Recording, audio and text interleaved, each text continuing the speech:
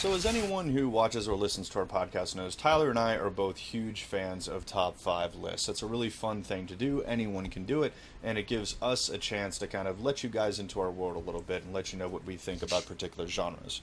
As I mentioned earlier, this is kind of a zombie theme episode, and we figured what better way to do an episode of the friggin' Nerd Bucket podcast than to do a top five zombie themed video games of all time. So Tyler and I will go through our lists. We'll just kind of take turns throwing the ball back and forth, starting with number five and working our way back up to one. If it's all right with you, buddy, I'll kick it off. Go ahead, man. All right, cool. Excuse me.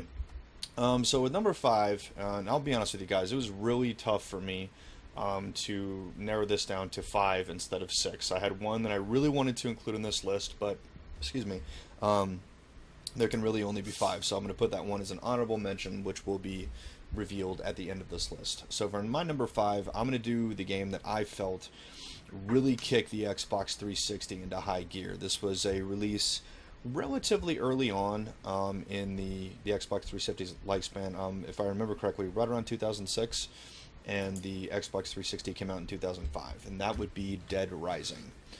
Mainly because it really pushed the capabilities of what people thought was possible with the Xbox 360 at that moment, meaning with the number of zombies that you could see on screen and whatnot. Like, I mean, the processor and the memory and the video card were definitely getting a workout anytime you put in this game.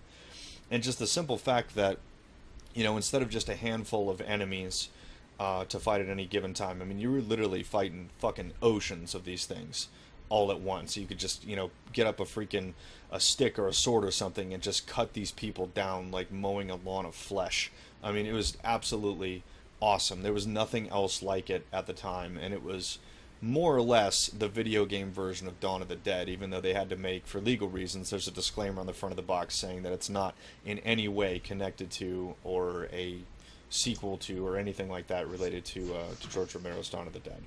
But that for me is a very, very solid number five. Just as an FYI, Dead Rising 2 and Dead Rising 3 I have played but have not completed, so I felt I needed to include the original one on this list, so I'll leave it at that. But I'll turn it over to Tyler. Tyler, sir, what is your number five? All right, for number five, I have Half-Life 2. That's one of my favorite games of all time, and some people might not consider Half-Life 2 a zombie game, but definitely had a lot of zombie aspects to it. The guys with the head crabs were honestly some of the freakiest encounters of a monster in a game. I mean, coming at you with that big thing on their head and just I used to hate coming in contact with those in Half-Life 2. Mm-hmm. But I was first introduced to Half-Life 2 back in one of the greatest games that was ever released, and that's the Orange Box. Oh, yeah. And it's been a favorite of mine ever since. I had to include that at number five. That's a good number five. And good plug for the Orange Box, man. Definitely a solid value for the Xbox 360. Okay, so for my number four, I actually picked Dead Rising 2 Riptide. I am a fan of the original Dead Rising. But I did kind of like the change of scenery in this particular game, because you weren't basically stuck specifically in a resort. It kind of branched out a little bit. You got to go to different parts of the island and whatnot. And just I don't know. Just for me, it was a little bit nice of a change of pace. It had pretty much everything that you had in the first game. I mean, I almost wouldn't even call it a sequel, because it was almost like just an extra episode. I mean, they didn't really change anything. The game engine was the exact same. The fighting engine was the same. The system was the same. The weapon crafting system, all of that was the same. This was just basically a different location. So, while it is technically a sequel, I think the main reason that I included this on this list, and I'm really pissed that we didn't get this in the United States, there was a lot of controversy surrounding this when this game came out, with the special edition box set that came out, I believe, in Europe.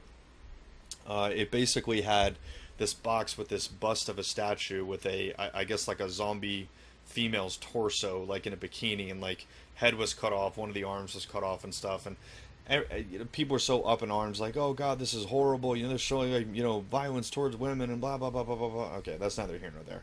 I just thought it was a really cool bus, and I'm like, really? They're putting that over there, but we don't get it here?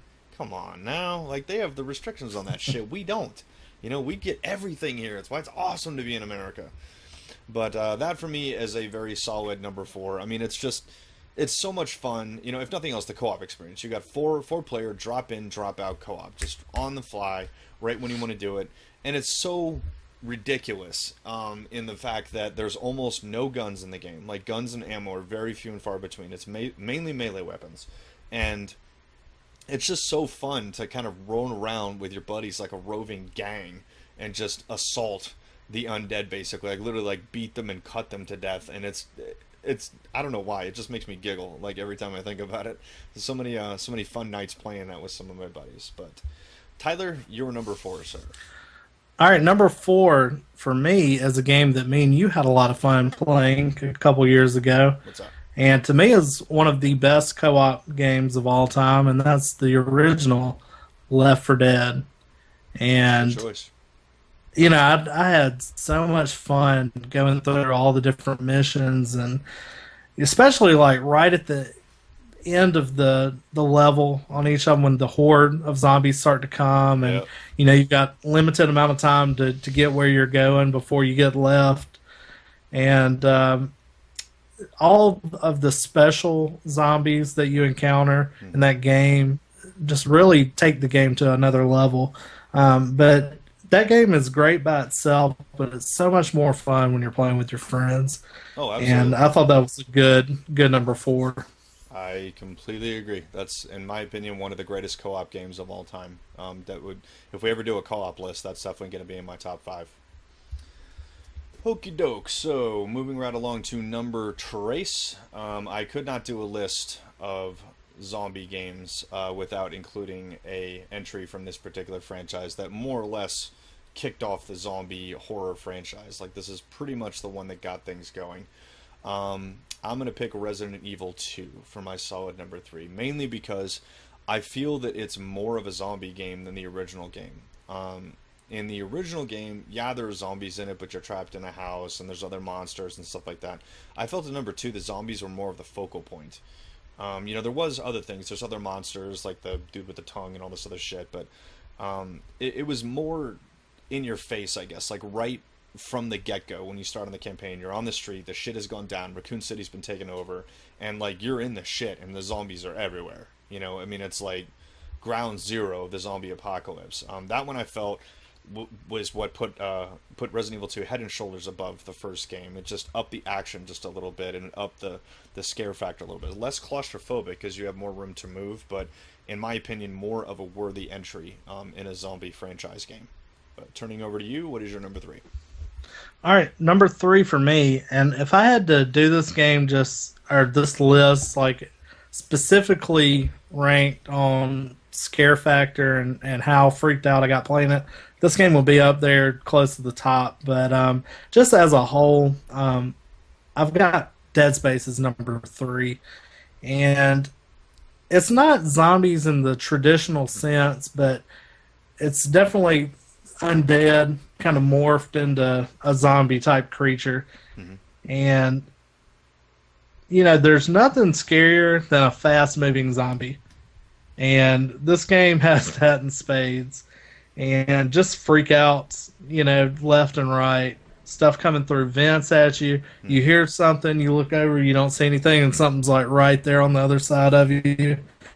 And I don't know, this game reminds me so much of Event Horizon, and that's one of my favorite sci-fi horror movies of all time. Good movie. And it just had such an original idea for a video game. I know the movie was kind of a different animal from Event Horizon was, but I love Dead Space. I felt that was a solid number 3 for me.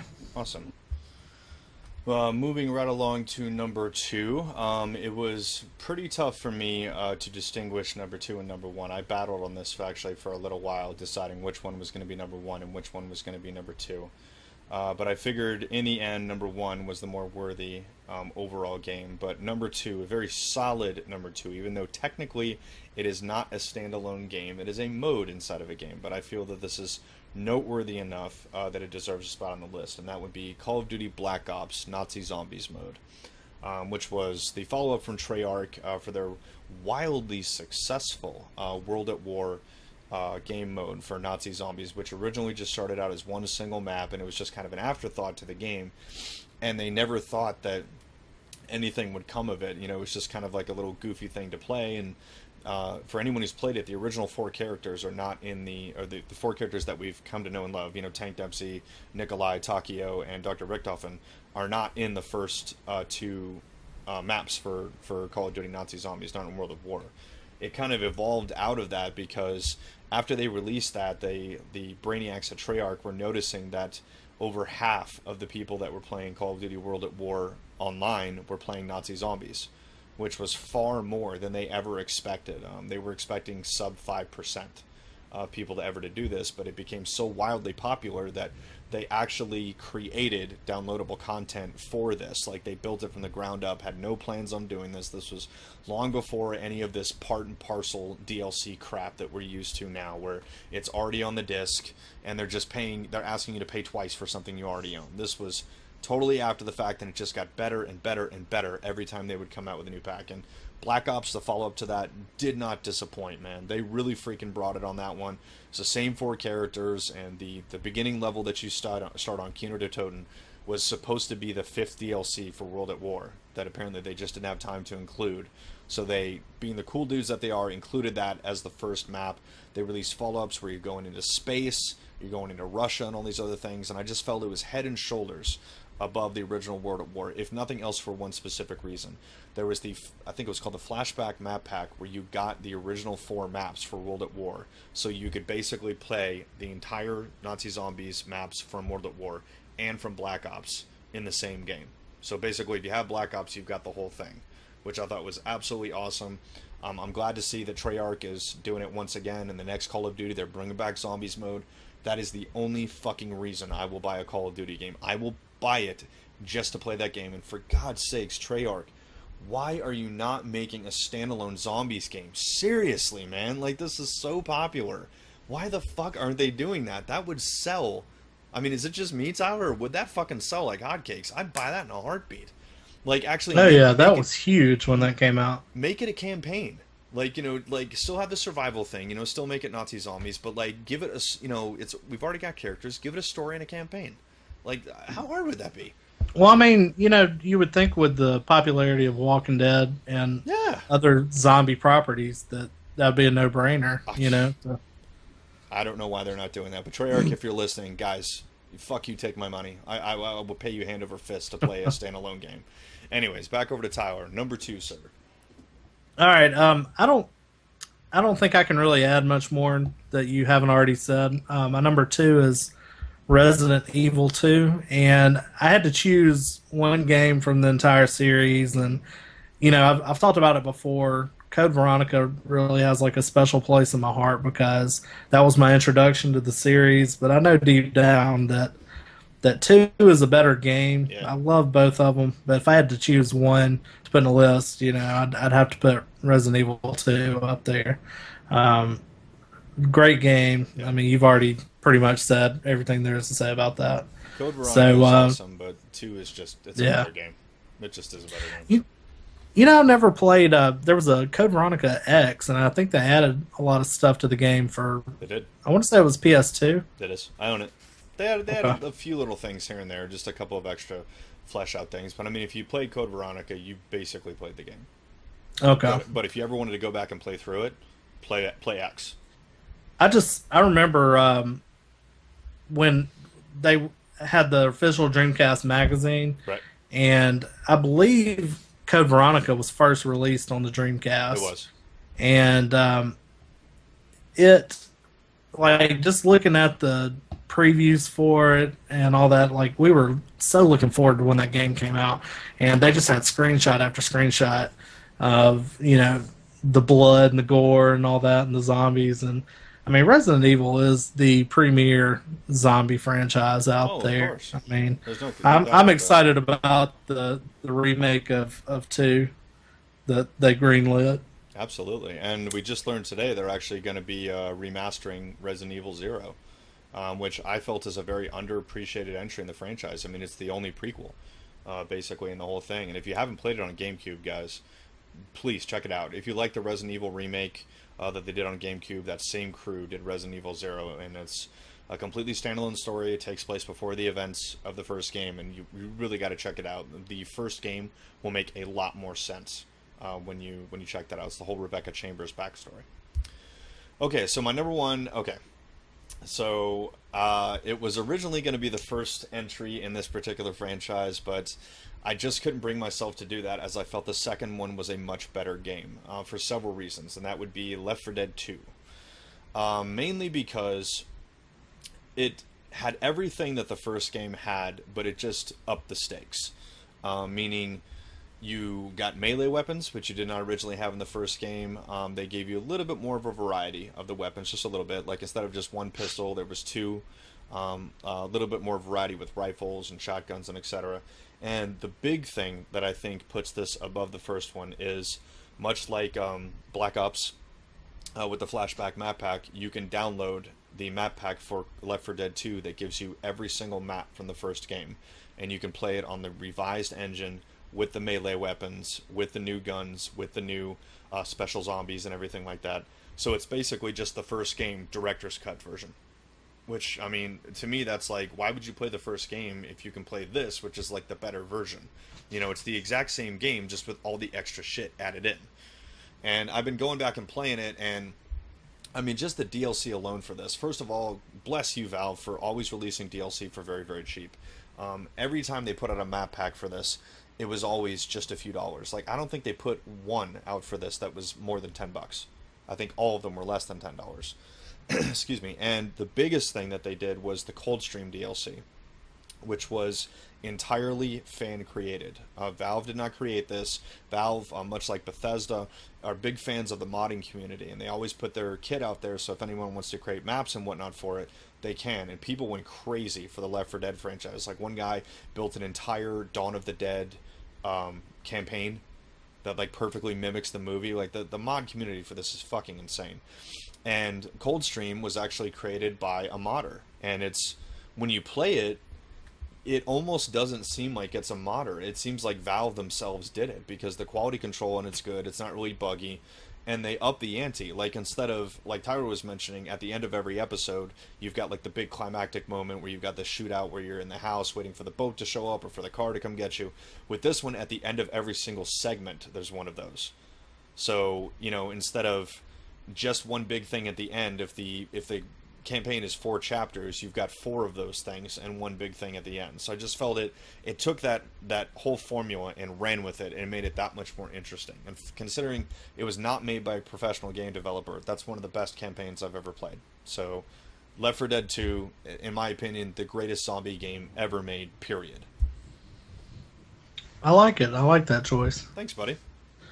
All right, for my number one, I picked a game that actually hadn't been out, but just 2 or 3 years now, and that is The Last of Us. And Never I thought played that this was one, just as an FYI, folks, but I am looking forward to checking it out. yeah. Me and Jimbo were actually talking about this today, and I was just kind of trying to explain it to him a little bit, like what it was all about. But this is seriously one of the best survival horror games I've ever played.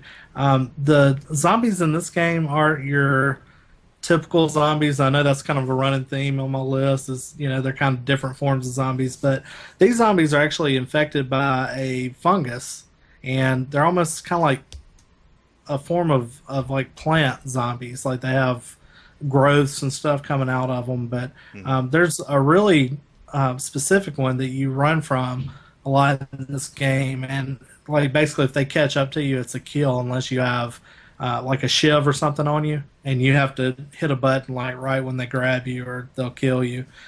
But I mean, this game had so many ups and downs, and it's a really a touching story about this man trying to get this girl like kind of across America. And I don't really want to spoil the game for Jimbo or anybody else that haven't played it, but kind of a surprise twist ending to it, and a great zombie game. It's one of my favorite series out there, even though it's just one game. I'm assuming that Naughty Dog is going to come out with a sequel to it. I don't know why they wouldn't. Such a great game like this, but that is my number one. So if you look at both of our lists, I guess you can see the stark contrast of like I went for like the more traditional route of like the old school, like very clear cut, Walking Dead kind of thing. Well, I guess you could give me a little bit of a stretch with Left 4 Dead because they're with them it's more like rabies, but just more the traditional like zombies are people. They're just either fast or slow, either like the Romero version or the 28 Days Later version. Like every single entry on my list has one of those two. Because to me that's what makes a zombie game. Like it's a very very clearly defined thing. But I like the way you think, man. Just like thinking outside the box. Like what exactly is a zombie? And you've definitely sold me on Last of Us. I definitely am looking forward to playing that. It's just I guess I'm holding out. I want to play it on the PS4. So when I do get around to buying one, at the very least, I get to play the best version of it, available, like the best frame rate, the best graphics, all the DLC and everything, just all in one package. So I will definitely check that out.